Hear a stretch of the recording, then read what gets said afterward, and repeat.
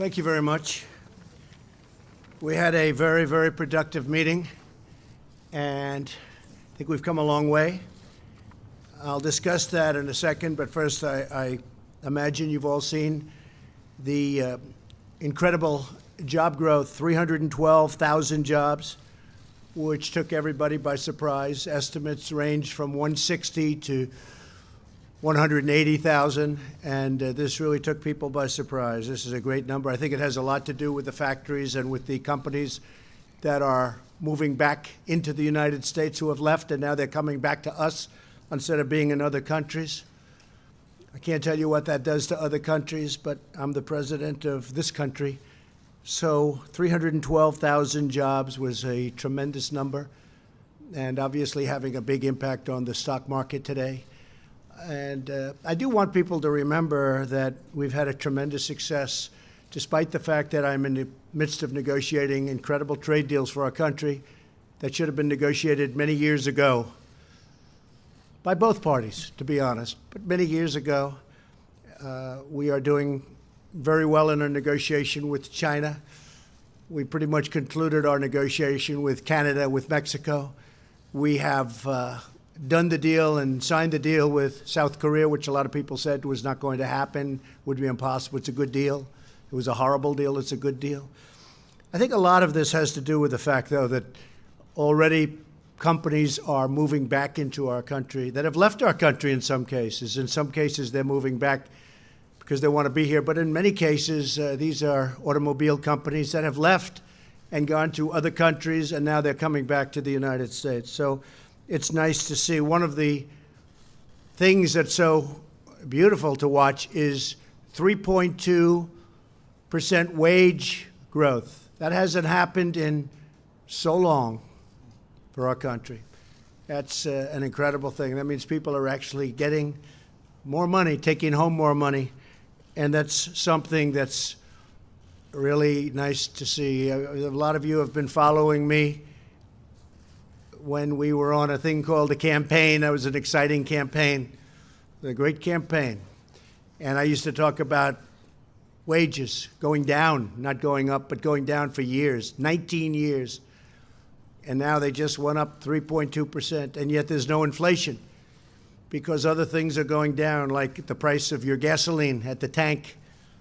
It's low, and that doesn't happen by luck. I work hard on that. That's like a tax cut for people. So a lot of good things are happening. Labor participation rate increased to 63.1. That's an incredible number also. So I just wanted to bring that out. The economy is very good. And remember, from the time of my election, the stock market's gone up very close to 30%. And that's with all of the things that are happening. And there are a lot of things happening. We have a massive trade negotiation going on with China. President Xi is very much involved. So am I. We're dealing at the highest levels, and we're doing very well. We're doing very well. In the meantime, we've taken in billions and billions of dollars in tariffs from China and from others. Our steel industry's come roaring back, and that makes me very happy. I think we'll have to build a steel wall as opposed to a concrete wall, because we have steel companies again. There's something awfully nice about that sound. So we had a productive meeting today with Speaker Pelosi and Senator Schumer. I thought it was really a very, very good meeting. We're all on the same path in terms of wanting to get government open. We're going to be meeting. I've designated a group, and we're going to be meeting over the weekend, that group, to determine what we're going to do about the border. Really, I want to thank a lot of the Border Patrol people and ICE people who came up yesterday. They had a tremendous impact on, I think, a lot of Democrats, frankly, but a lot of people, because they were able to lay out exactly what the problem is. And one of the problems described to me as an example, your ports of entry. We're going to agree with Chuck and Nancy and Steny and Dick Durbin was there. We're going to agree that, and we want to, make the ports bigger, more powerful, able to handle more traffic, have very, very powerful drug equipment there. So they make very good stuff now. We don't have it because of budgets and other reasons, but we're going to make our ports of entry very powerful, very strong. We're going to have the best drug-finding equipment anywhere in the world. They make it much better today than they made it even 2 years ago. And I explained to him the problem is, though, we can have a wonderful port of entry, but you have 2,000 miles of border between the United States and Mexico. And if you take a look and you see, like we do, through certain technology, including cameras in airplanes, not just drones, you'll see vast numbers of vehicles driving through the desert and entering where you don't have a very powerful fence or a wall.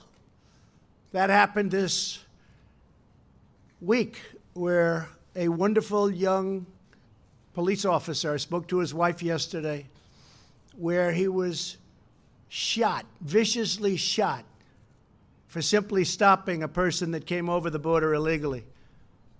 Got shot, killed, and took the most beautiful picture just hours before, a Christmas picture. We don't want that happening. But I was explained to, and I explained to people, because it's really common sense. So you have ports of entry, and we have great security at the ports of entry. And then you may have fencing or walls up and down, left and right, east and west, but they stop because we don't have proper border security. These people have vehicles, and they drive to the right. They're not going through where we have great Border Patrol officers and ICE officers and military now. I tell you, the military has done a fantastic job. They don't stop.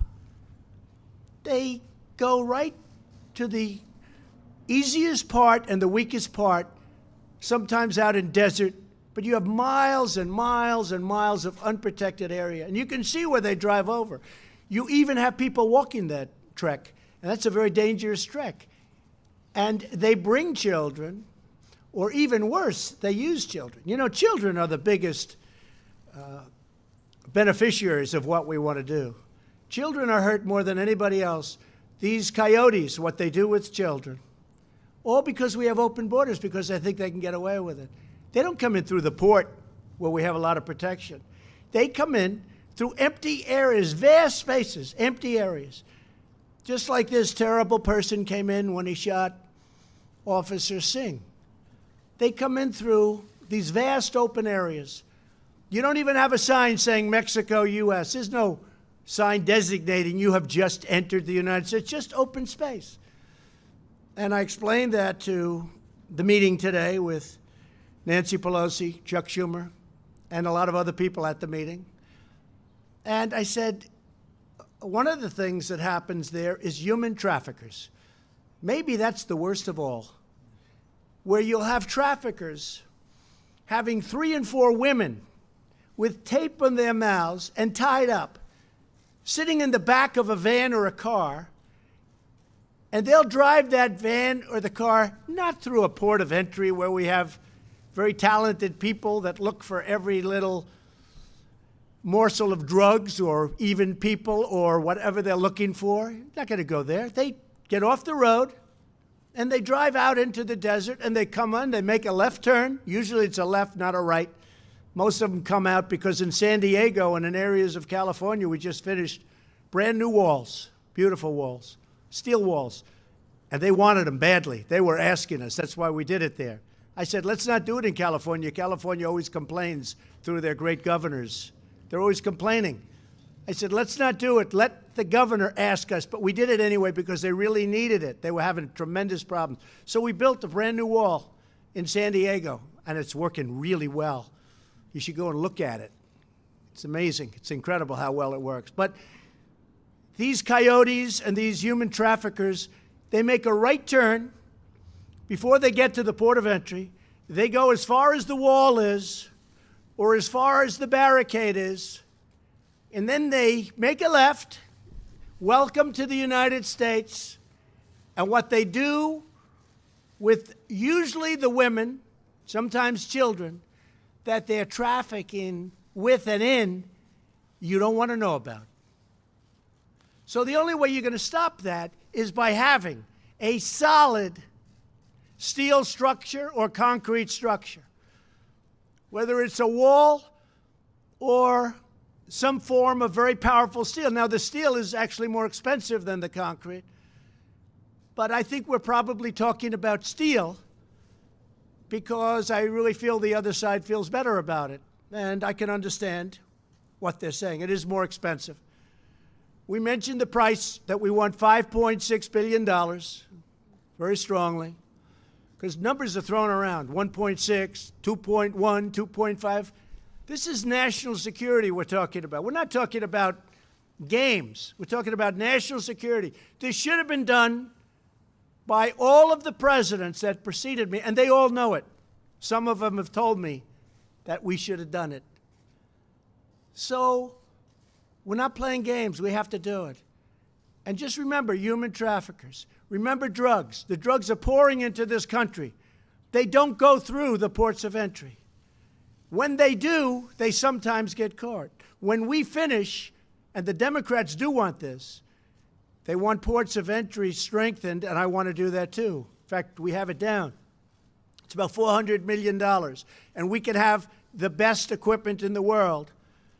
Now what they'll do, if we have the protection and we have strong ports of entry with this incredible drug-finding equipment, I don't know what they're going to do, because they're not coming in through past the steel gates or the steel walls or the concrete walls, depending on what's happening, because we are meeting this weekend. We have a group. I've set up a group. They are going to tell us who their group of experts and probably people in the Senate and congressmen and women are going to come. And we have 3. I said, give us 3. Then I said, you know what? Send over 9 or 6 or 3 or 2. Doesn't matter. Send over whoever you want. But it's common sense. So now when they make that turn, they make it, and now all of a sudden they can't go any further, and they have to go back. And that's going to stop the caravans for 2 reasons. Number one, they're not going to be able to get through. But when they realize they can't get through, what's going to happen? They're not going to form, and they're not going to try and come up. And they can apply for asylum, and they can, most importantly, they can apply for citizenship, because the companies that I told you that created these great job numbers, they're incredible job numbers, beyond anybody's expectations. I don't think there was one Wall Street genius, of which I know many of them, but they're not geniuses. There's not one that predicted anywhere close to these job numbers. I thought they were going to be good, but there wasn't one that I saw. So now we have everything so beautifully handled. We need to have, however, we need border security. And all of this security, if we do what I think what the Democrats want, all of the border things that we'll be building will be done right here in the good old USA by steel companies that were practically out of business when I came into office as president, and now they're thriving. You call up the heads of U.S. Steel, and I could name 10 companies. You look at what's going on in the steel industry. It's almost a miracle. It was a dead industry. We need steel for defense. We need steel for a lot of things, steel and aluminum. But those industries were in deep trouble. The steel industry was almost dead, and now it's a very vibrant, vibrant industry. So what I'm going to do is ask, first of all, Mike Pence, Vice President, to say a couple of words, because Mike is, we put together a team of people that will work over the weekend, and they'll be negotiating on the border, on the look, on different things having to do with border security, including at the ports of entry.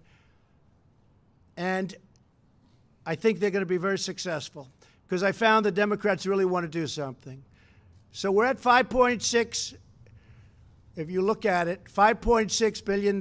But we are able to also, in addition to that, because what we want to do has to be done properly, and we're negotiating very tough prices, very, very tough, because you heard much higher numbers.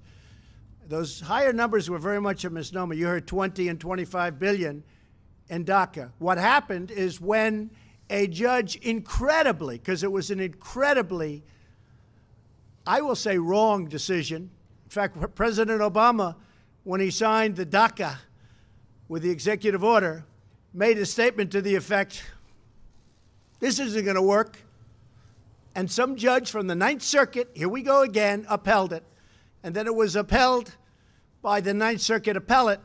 And now it's going before the United States Supreme Court. And hopefully that will be properly adjudicated, because if it is, talks will begin on larger immigration matters having to do with DACA, having to do with other things. So that is taking place. We may add a few things onto our discussions over the weekend, but I'm going to ask Mike Pence, and then I'll have Leader McCarthy say a few words, and we'll take a couple of questions.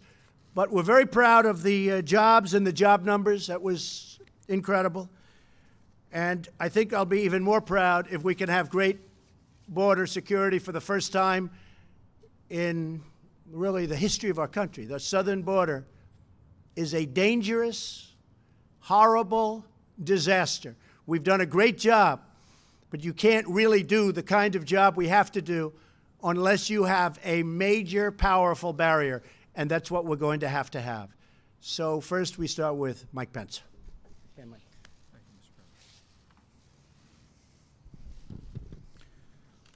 Thank you, Mr. President. We are nearly 2 weeks into a government shutdown, but our nation is also in the midst of a crisis on our southern border. And today, President Trump convened for the second time this week Republican and Democrat leaders from the Congress to address both issues. And we are truly grateful for the candid and constructive dialogue that took place today here at the White House with Speaker Pelosi and Leader Schumer, with our Republican Senate leadership as well. And we look forward to continued dialogue over the course of this weekend. Make no mistake about it, we are in the midst of a crisis at our southern border. Every day, nearly 2,000 people are apprehended or stopped attempting to come into our country that have no lawful claim to be here. Last year alone, 17,000 individuals with previous criminal records were apprehended attempting to come across our southern border. Every day, all across this country, in a single week, 300 Americans lose their lives to the scourge of heroin addiction. 90% of the heroin in this country flows through our southern border. And the human trafficking that the President just described so compellingly. Last month alone, 20,000 minors were brought alone across our border, were interdicted by Border Patrol personnel. You heard the President's passion today here at the podium. And we all, Leader McCarthy and all of the leaders gathered in the Situation Room today, heard the President's passion for the better part of 2 hours. Not just to address a government shutdown, but to address border security and this crisis at our southern border.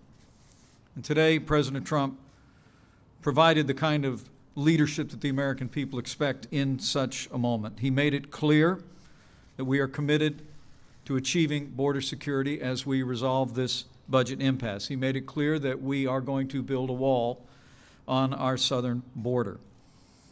As I said, the conversations were constructive and substantive, and at the close of the meeting, the President directed me and Jared Kushner and Secretary Nielsen to meet with top-level staff of Democrat and Republican leadership in the House and Senate over the course of this weekend and see if we could build on the common ground that we identified in the discussions today.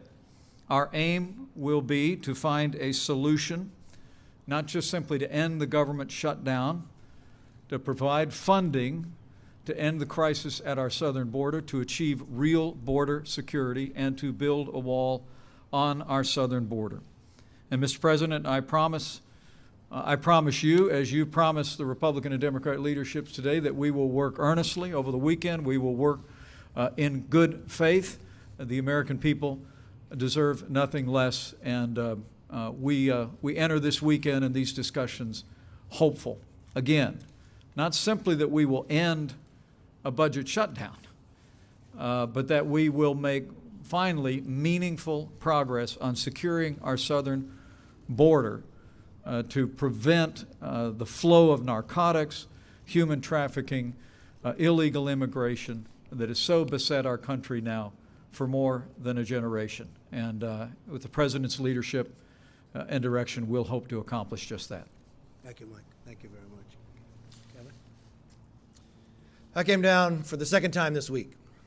Basing on the meeting that we had earlier in the week, I didn't expect the meeting to last very long. It was 2 hours. This was much more productive than we've had in any other time. I think there's places that we can find common ground. The President was very strong what he needs to have happen here. We need border security. We want the government to open. But I found in our discussion, sometimes we're tough, but there is areas that we can find agreement on. That's when the President interjected, that he actually thought what would be best, that he would designate 3 individuals, with the Vice President being the lead, that work through the weekend, build on this progress, and that each leader would also send. The President was very kind to the Speaker. I think you said she could bring twice as many, right? If need be. 5 times as many. I know Mitch McConnell, the leader McConnell's sending down. I'm sending members down, staffers, that can work throughout the weekend. I know the President said he will call us back next week, invite us back as well. We want to solve this problem. There is a great need to do it, and we can get it done. It just has to have the will. But I see the will from this administration. I will promise you this. I will work with anybody who wants to move America forward, secure our border, and put this government back open. And I'm making that pledge here. And I hope every other leader will make that pledge as well. And if that means we're staying in the room to get it done, we will stay in the room and get this job done. And there was progress today. I look forward to solving it. Thank you, Steve. Steve, please. Thank you, Mr. President. And I thought we had a very important and productive meeting today. And what this has always been about is securing the border and keeping America safe. I want to thank the President for the commitment that he's made for over 2 years now to achieve what many presidents promised, and we've seen the promises, but it was never followed through with actual law that gets this job done. Secretary Nielsen has gone over the numbers, and the numbers are alarming. You know, one of the numbers that jumps out is last year, in 2017 actually, over 3,700 known or suspected terrorists tried to enter into this country. These are serious numbers. When you see the human trafficking, in 2017, our ICE agents saved over 900 kids. 1 year alone, saved over 900 kids from sexual assault and human trafficking, things that are happening at the southern border because there's no wall, there's no physical barrier. There's no way to actually control ports of entry. If somebody wants to seek asylum, there's a way to do that. There are legal ways to come to this country, and legal immigration has made this country great. We, by the way, America, let in over 1 million people every single year. By far the most generous nation in the world. And yet we have laws that need to be followed to keep Americans safe and to protect the integrity of a system where right now there are millions of people who are waiting in line to come to America to seek the American dream, like Officer Singh did when he sought his chance at the American dream. That dream was taken. It was taken because we don't have a secure border. We can't let this continue. As we work to open the government, let's always keep the focus on what this is about. It's about securing this country. The Secretary of Homeland Security has made it clear what it's going to take to secure our border. President Trump is following through on that commitment to keep America safe. And hopefully, as we work through the weekend, we can get a resolution that achieves all of those objectives. Thank you very much, Steve. Thank you.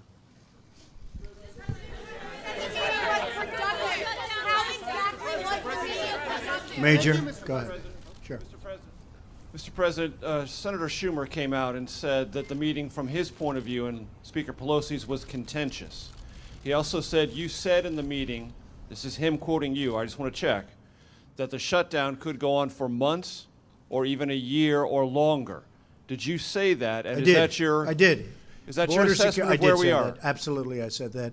I don't think it will, but I am prepared, and I think I can speak for Republicans in the House and Republicans in the Senate. They feel very strongly about having a safe country, having a border that makes sense. Without borders, I've said it many times, we don't have a country. I hope it doesn't go on even beyond a few more days. It really could open very quickly. I told them that bring who you want. We have 3 people. You can ideally bring 3, but you can bring 6, you can bring 9, you can bring 12. And they're going to be working over the weekend. I think it may have been somewhat contentious, but I think it was very productive. I have to say that. And I think he said that too. What was the productive part from your point of view, Mr. President? Did the Democrats move at all in your direction on funding of a border Well, I don't barrier? want to get into that because I don't want to put them in a position where they have to justify anything to a lot of the people that they have to make happy. We want have to to, save aren't they? lives. We want children to be safe. The children are being decimated. And I'm not talking about necessarily children in our country. I'm talking about wonderful children that are coming up from other places, whether it's Honduras or Guatemala or El Salvador or Mexico or other places. And we have to take care of those children also. We can't let them die on the way up. What's happening to women on those caravans, you're not talking about it, but it's horrible what's happening. If they know it's not going to take place because they can't get through because we have a great border wall or fence or barrier, they're not going to come up and you're not going to have the problem. At the same time, they can apply to come into our country legally like so many people have done.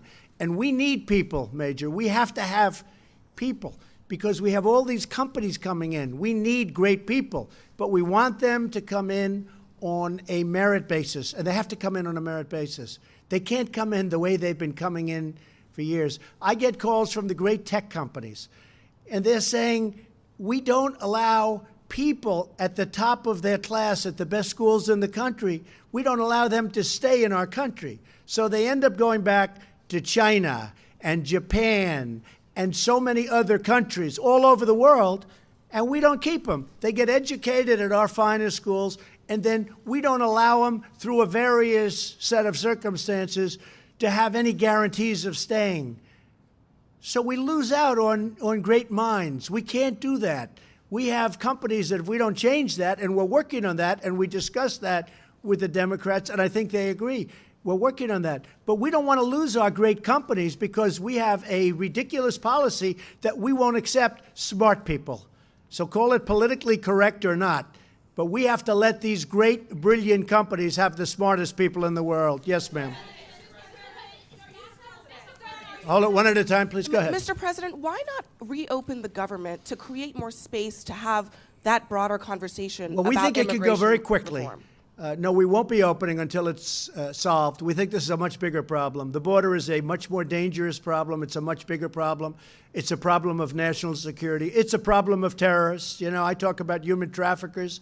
I talk about drugs. I talk about gangs. But a lot of people don't say we have terrorists coming through the southern border because they find that's probably the easiest place to come through. They drive right in and they make a left. Not going to happen.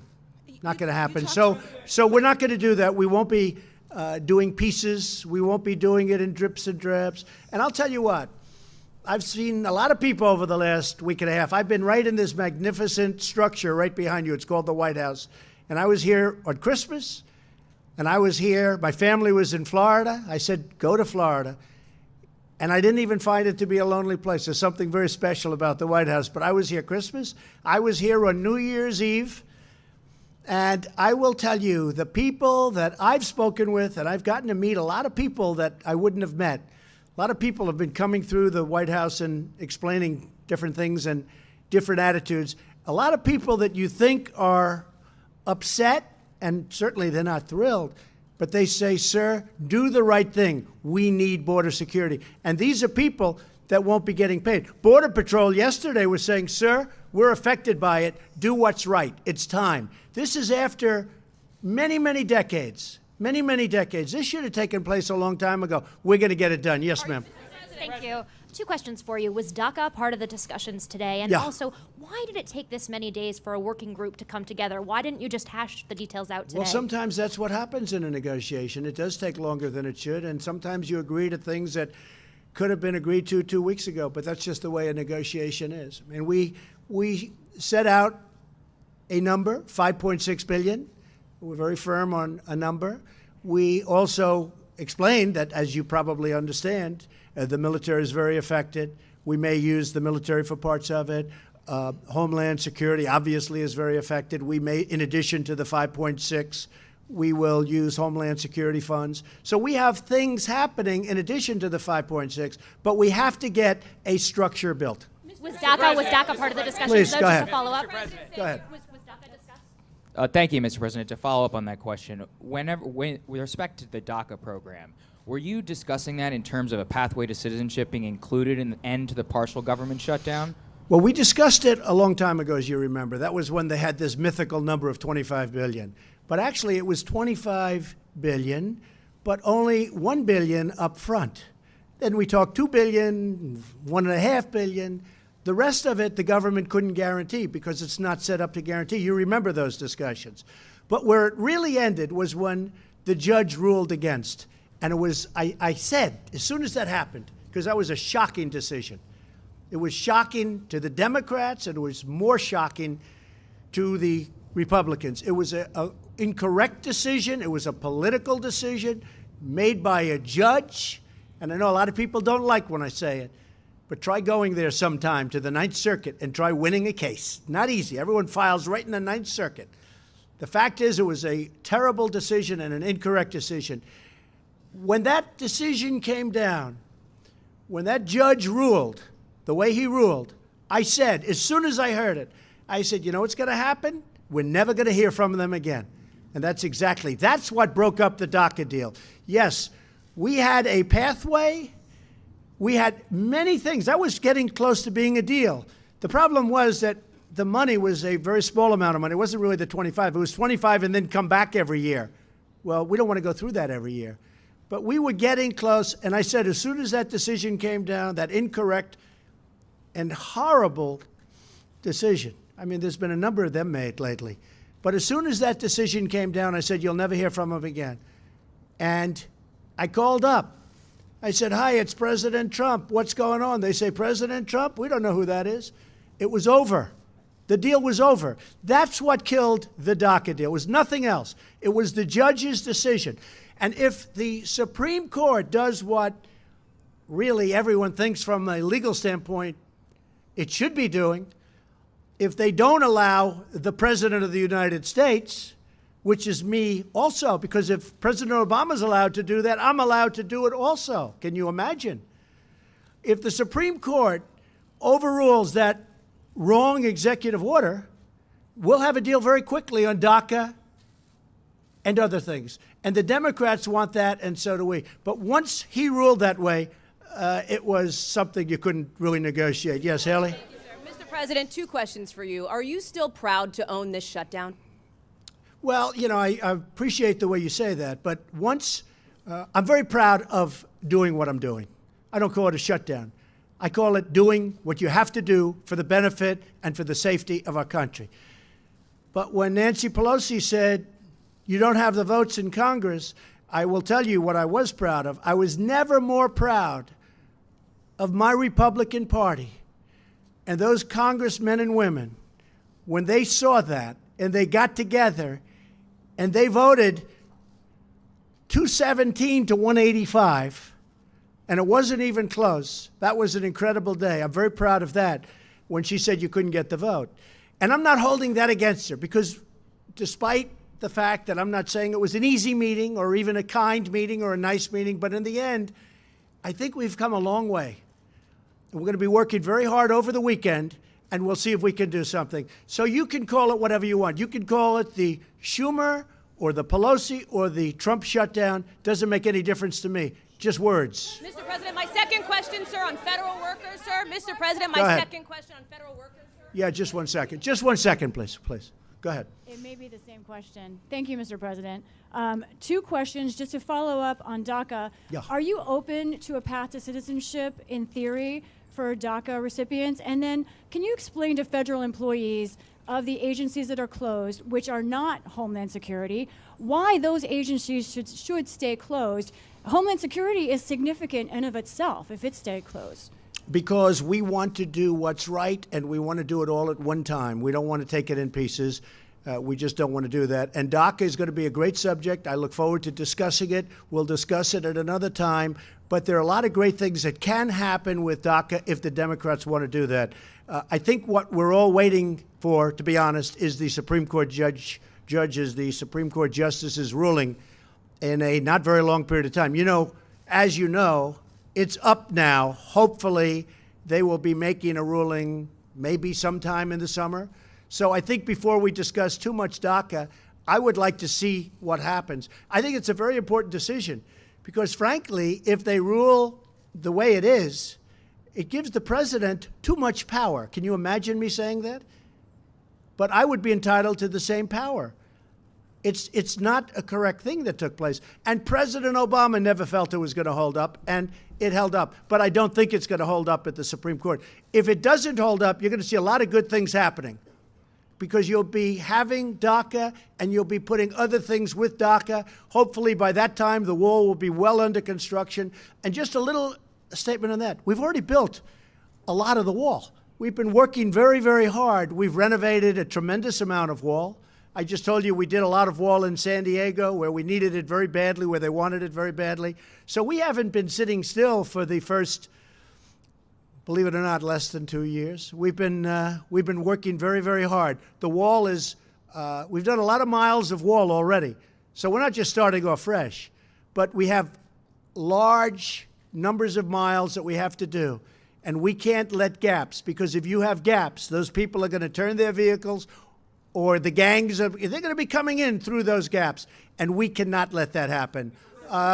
Kevin. Thank you, Mr. President. Appreciate that. Question about government employees. What is your personal message to those who are impacted by the shutdown? And if you wouldn't mind, if you could comment on the remarks made by a freshman congressperson about impeachment involving a bit of a profanity last night. Well, you can't impeach somebody that's doing a great job. That's the way I view it. I've probably done more in the first 2 years than any president, any administration in the history of our country. You look at tax cuts, you look at regulations, you look at what we've done for the vets, you look at the rebuilding of the military and the numbers that we're talking about, and many other things. I can give you a list. It's pages long. So I think it's very hard to impeach somebody who's done a great job. That's number one. And we even talked about that today. I said, why don't you use this for impeachment? And Nancy said, we're not looking to impeach you. I said, that's good, Nancy, that's good. But you know what? You don't impeach people when they're doing a good job. And you don't impeach people when there was no collusion, because there was no collusion.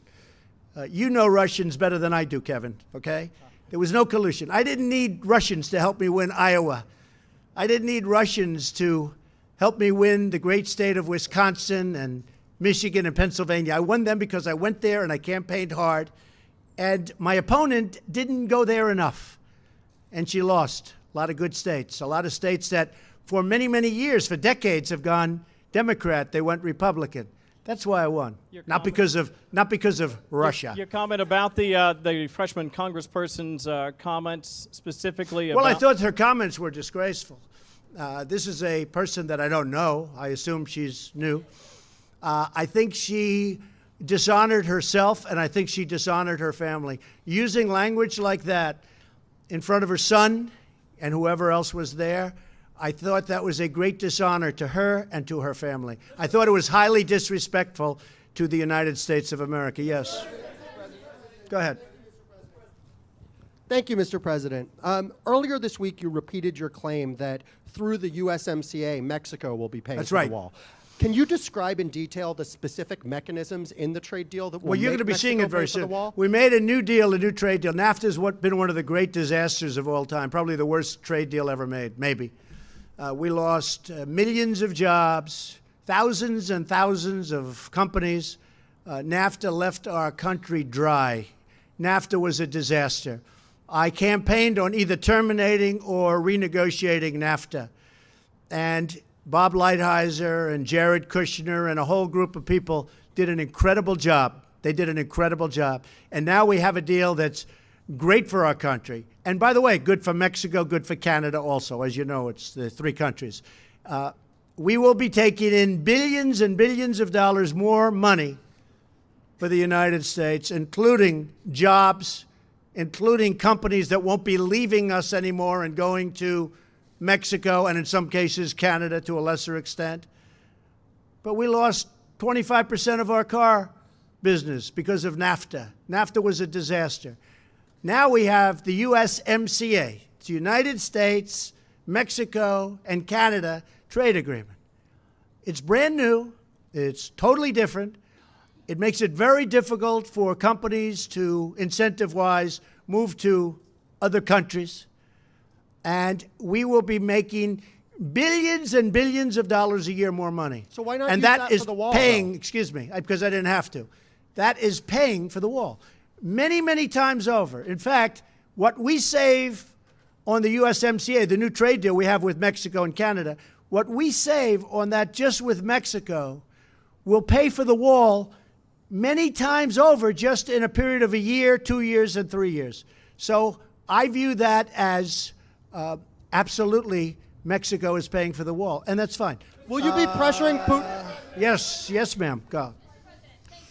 You ran your campaign promising supporters that Mexico is going to pay for the here wall we and that go the again. wall was going to be made of concrete. You just said earlier that the wall could be made of steel, and right now our government is shut down over a demand from your administration that the American taxpayer pay for the wall. So how can you say you're not failing on that promise to your supporters? Very nice question, so beautifully asked, even though I just answered it. You didn't Look, answer. let me The just tell you, USMCA excuse has me, not even excuse passed me, Congress excuse me, yet, are you sir. ready? Are you ready?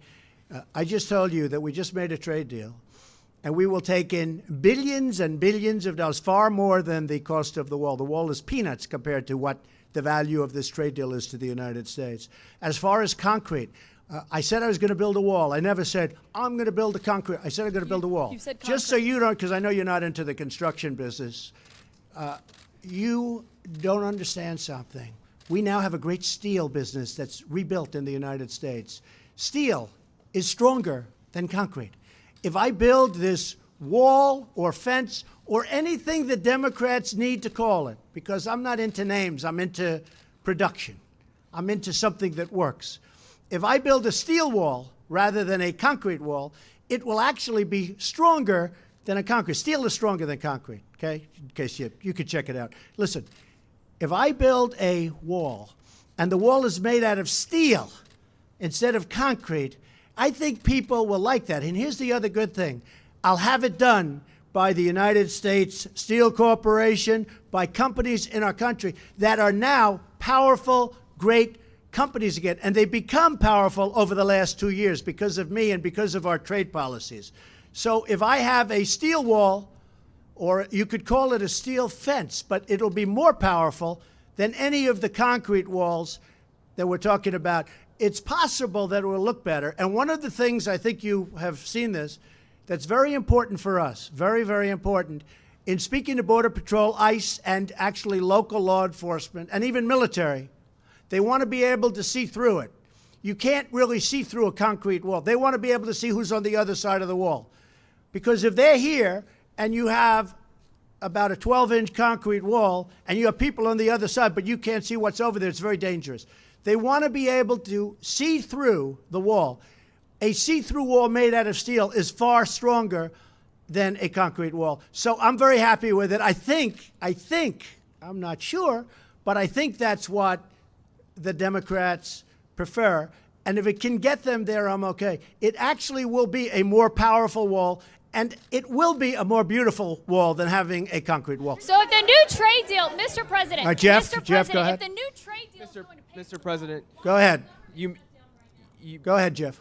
you mentioned China, sir, in your remarks. Are you concerned about the words and the actions of Apple this week with regard to revenue?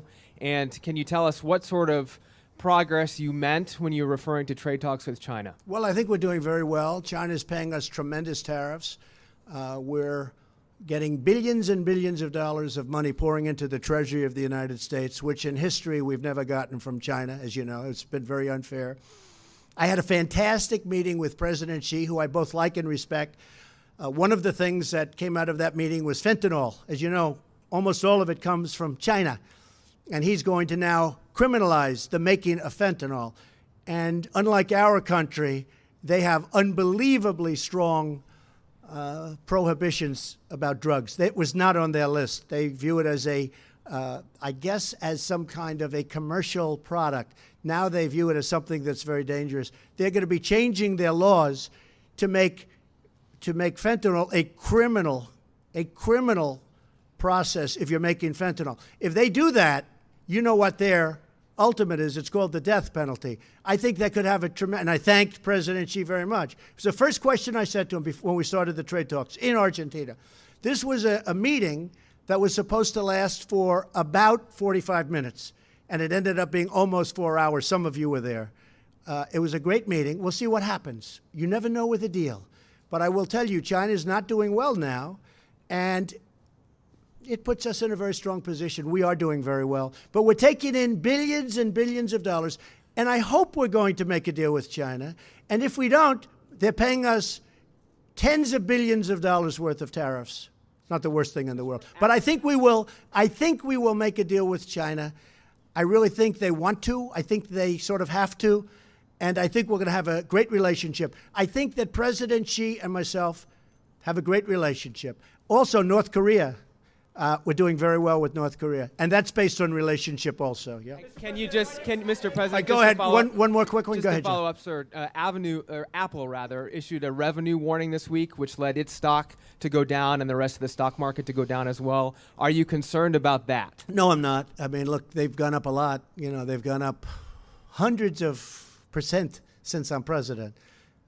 Apple was at a number that was incredible, and they're going to be fine. Apple is a great company, but that's not my look. I have to worry about our country. Don't forget this. Apple makes their product in China. I told Tim Cook, who's a friend of mine, who I like a lot, make your product in the United States. Build those big, beautiful plants that go on for miles, it seems. Build those plants in the United States. I like that even better. Apple makes its product in China. China is the biggest beneficiary of Apple, more than us, because they build their product mostly in China. But now he's investing $350 billion because of what we did with taxes and the incentives that we created in the United States. He's going to build a campus and lots of other places. So my focus is the United States. I want to get those companies to come back, like so many are doing, into the United States. I want Apple to make their iPhones and all of the great things that they make in the United States, and that'll take place. Thank you, Mr. Please, go ahead. Thank you, Mr. President. I want to ask you two questions. One, as you talk about the wall, eminent domain. Yeah. Many of those who own property on the southern border will lose their property because of this. And once this happens, they say that they could go to court with you for years. It could take years. Then also, what is the safety net for federal workers? You're saying months and possibly a year for this shutdown. Do you have in mind a safety net for those who need their checks, those who need SSI, those who need Medicaid, what have you? Well, the safety net is going to be having a strong border because we're going to be safe. I'm not talking about economically, but ultimately economically. I really believe that these people, many of the people that we're talking about, many of the people you're discussing, I really believe that they agree with what we're doing. And we can have this, April, we can have this fixed very quickly. This can happen by early next week. We're going to be working over the weekend. We can have a solution to this, but I wanted to keep it all at one point. And I think a lot of the people that you're referring to, April, are really wanting that to happen too. I really believe a lot of them want to see border security, and they're willing to give it up. When I had the people in yesterday, and they represent most of the Border Patrol. The people that you had yesterday that were at the news conference, they represent most of Border Patrol. Every one of them said, don't even think about us. Get this fixed. That is doing the great thing for our country. As far as eminent domain, you're right, 100%. Eminent domain is very interesting. But without eminent domain, you wouldn't have any highways, you wouldn't have any schools, you wouldn't have any roadways. What we're doing with eminent domain is, in many cases, we'll make a deal up front, and we've already done that. The Secretary has done a lot of that. And if we can't make a deal, we take the land and we pay them through a court process, which goes actually fairly quickly. And we're generous. but we take the land. Otherwise, you could never build anything. If you didn't use eminent domain, you wouldn't have one highway in this country. You have to use eminent domain. It's actually something you don't want to use it, but if you're going to do a stretch, as an example, on pipelines and other things that go, you have to use eminent domain. Otherwise, you'd never be able to buy the land. If we had one person that wouldn't sell us out of hundreds, just one, it only takes one, that we wouldn't be able to build proper border security because we'd have that big opening that I was talking about. So what happens is some are paid up front. You make a deal up front, and we're willing to do that in all cases. And when they're unwilling to make a deal, which also happens, then you go to court. But in the meantime, we're able to build the border security. So I think it's a fair process. I think it's a process that's very necessary, but I think it's fair. But that couldn't that hold up your wall? No, it's not going to hold it up because under the military version of eminent domain and under actually Homeland Security, we can do it before we even start. Now, a lot of times we'll make a deal. And I would say a good percentage of the time we're making deals. We have already purchased a lot of it. You know, a lot of the money that we've been given has already been spent on purchasing the land, the right-of-way. It's essentially a right-of-way. So we are very, very far along on that. But eminent domain is something that has to be used, usually you would say for anything that's long, like a road, like a pipeline, or like a wall or a fence. Okay? Thank you. Good question. It's a good question. Please go ahead. Thank you. So 2 questions. First, Mr. President, have you considered using emergency powers? Should we keep this going or not, folks? Sure. I just don't want to say, oh, he stood out there. You know, you have so many questions. I'm just looking at Mike and Steve and Kevin. I'm saying, should we? And most importantly, Madam Secretary. None of us brought coats. I'm just, are you cold? Get out of here. Here, take mine. You want mine? No, I'm just saying, should we keep this going a little bit longer? Yes, indeed. Go ahead. So, first, let me know when you get tired. I'm not. Have you considered using emergency powers to grant yourself authorities to build this wall without congressional approval? And second, Yes, on I have. Mexico, you have. Yes, I have. And I can do it if I want. So you don't need congressional approval to build the wall? No, we can use them. Absolutely. We can call a national emergency because of the security of our country. Absolutely. No, we can do it. I haven't done it. I may do it. But we can call a national emergency and build it very quickly. And it's another way of doing it. But if we can do it through a negotiated process, we're giving that a shot. So is that a threat hanging over the Democrats? I never threaten anybody. But I am allowed to do that, yes. Second question. Called a national emergency. On Mexico, the benefits from that trade deal are going to go to private companies, private citizens. So you're talking about tax revenues. They're going to pay tremendous tax. So it's American taxpayers. I'll give you an example. When a company was going to leave for Mexico, or Canada, but for Mexico, because we lost tremendous amounts of our car business, like 25%, to Mexico.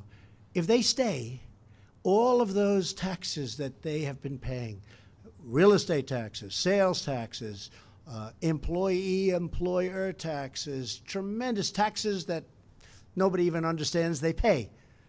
They're tremendous. Income taxes, federal income taxes, state income taxes in some cases.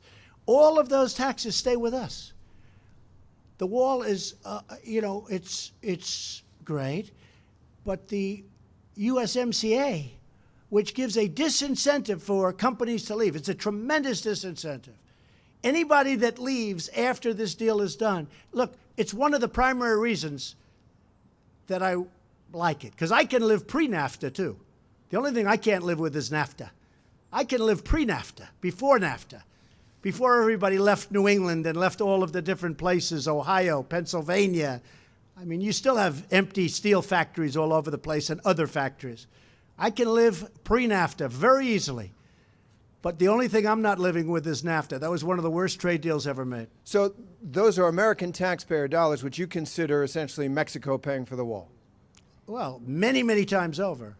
Look, the USMCA will make, in the form that we right now are losing, approximately 100, hard to believe, and this doesn't include the drugs pouring in, which is probably a much higher number than anybody would even know, in addition to destroying lives and families so horribly. We are losing close to $100 billion a year on trade with Mexico for many years. Not only that, they have a tax of 17%. We don't have a tax. So they have a value-added tax of 17%. We don't have a tax of 17%. That deal was bad the day it was made because they charged a tax before the deal was made and we didn't. It was an obsolete deal when it was made like 30 years ago, whatever it was. No, all of this stuff is changing now. This is a fair deal. This is a good deal for Mexico. Frankly, oil companies and other companies have an incentive now to go to Mexico and take oil out. And that's why we're keeping gasoline prices so low. You look at what's going on with gasoline prices. I mean, it's rather incredible. If you look back 4 months ago, oil hit $83 a barrel. 83. It was heading to 100, and then it could have gone to 125. You want to see problems? Let that happen. After I made some phone calls to OPEC and the OPEC nations, which is essentially a monopoly, all of a sudden it started coming down. I'm very happy with what's happened, and I'm very happy that people are paying a lot less in many cases than $2 a gallon for gasoline. You look at what's happening. Everyone's talking about it. Didn't happen by luck. It happened through talent. Go ahead. If this shutdown, sir, does last, since you said you'd come back for that second question, months or years, I want to understand how you expect federal workers to last that long without getting a paycheck, specifically since your cabinet members. I don't think it will. I'm prepared. Sir, your cabinet members are set to get raises tomorrow. How is that fair? We'll have to talk to the cabinet members then, okay? I'm sure they don't even know that. Will you ask them to give that money back? Let me just tell you this. It's very important that we have great border security. I think it's going to be over with sooner than people think. But I will do whatever we have to do. If we have to stay out for a very long period of time, we're going to do that. And many of those people, maybe even most of those people, that really have not been and will not be getting their money in at this moment, those people, in many cases, are the biggest fan of what we're doing. How do you know that, sir? All right, do you have evidence to please, support Major, that? go ahead. Follow up on that, Mr. President. The $10,000 raise that your cabinet members and senior administration officials are due to receive starting tomorrow, will you ask them not to accept that, at least during the shutdown itself? Well, I might consider that. You know, that's something I may consider. That's a very good question. Okay, who else is out there? Mike, who do you see out there that's always been very fair to us? Is there a commitment? Are you committing to that, Mr. President? Mr. President, are you committing to that? Go ahead. Yeah, good. Go ahead. Go ahead. Thank you. No, that's right. Right? All right. Thank you, Mr. Vice President. Mike likes you. Yeah. Thank you, sir. Mike highly recommended you. Watch. This will be the killer of them all. Go ahead. Well, two questions, if that's all right. First one is kind of a follow-up for that. You're a landlord. For people that are worried about paying their rent checks, government employees right now, people that are worried about bill collectors, would you ask those companies, the landlords, to kind of go easy on? I think they will. I think but they will. I'm sorry. Would no, you ask? I think that happens. You know, hey, I've been a landlord for a long time. I've been in the real estate business for a long time. When you see there are problems out there, difficulties out there, you know, the people are all good for the money. They work with people. They work with people. So you would encourage landlords? Sure. I would encourage them to be nice and easy. We have a bigger subject that we're doing. It's called the security of our nation, including terrorism, please. Okay. If you don't mind, one more question, sir. But if you don't mind, please. Go ahead. Okay, thank you, sir. Go ahead. No, come on. Okay, sir, excuse me. Thank you, Mr. President. Thank you. I had a question about the terrorism. I wanted to ask, who are these individuals who are being captured terrorists? Are they people on the watch list? Are they from travel banned countries? A second question I wanted to ask, why is Senator Mitch McConnell not here? Why was he not invited? Oh, he's to been this? great. He's been really fantastic. Mitch McConnell, first of all, he was here. He was with us for hours at the meeting. Why is he not here here in the Because Rose he's Garden running right now? the Senate. I mean, Mitch McConnell has been fantastic. He has been really great. He's right at the top of everything that we're doing, and he's really been fantastic. Kirsten, do you want to answer that question about the terrorists? Sure. So obviously I can't get into classified information, but what we do know is we've stopped, CBP has stopped over 3,000 what we call special interest aliens trying to come into the country on the southern border. Those are aliens who the intel community has identified are of concern. They either have travel patterns that are identified as terrorist travel patterns, or they have known or suspected ties to terrorism. So we have 3,000 that we know about. I think what the president continues to make clear is it's our sovereign duty to know who comes into our country. Without any kind of a structure and without changing the laws, we have no way to know the identity of every person that walks across the unsecured border. So the ones we know about, we can give you 3,000, but I'm sure we'll look to see what else we can give you on class. Obviously, there's ongoing investigations that I can't get into. Mr. President. So I think that we can say with surety, I think it was a great meeting. We'll see what happens. It may get solved. It may not get solved. You now know the number. You now know what we're willing to do. And if we have to do it, we'll do it.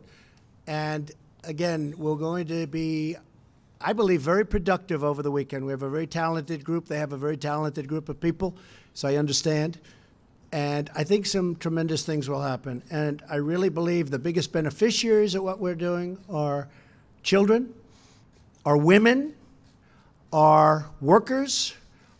And a lot of these people that really do benefit are not only the people in our country, but the people that travel up trying to get into a country that they think they're going to get into and they can't. And they get sick, and there's tremendous damage done to them and their families. These are all tremendous beneficiaries of what we're doing. So this really does have a higher purpose than next week's pay.